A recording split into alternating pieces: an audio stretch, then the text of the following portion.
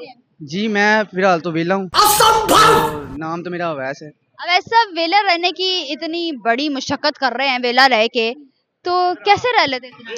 बस क्या करें, अवेले बनने की आदत पड़ गई है ना। स्टडी क्या की है? स्टडी मैंने मैट्रिक कंप्लीट किया, उसके बाद मैंने सोचा ही नहीं कि आगे कुछ करना है।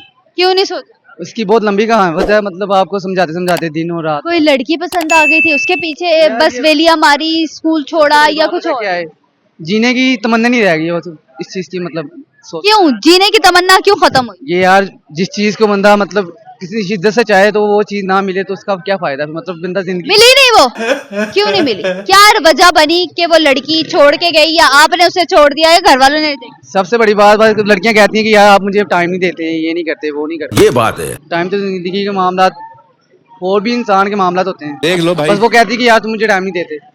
जब काम करता था अब तब तो लड़के वो ना कहती थी हमारे साथ मतलब ऐसा ही होता है। तुम काम करते रहते हो, टाइम नहीं देते। जब टाइम देते हो वो कहते तुम काम नहीं करते।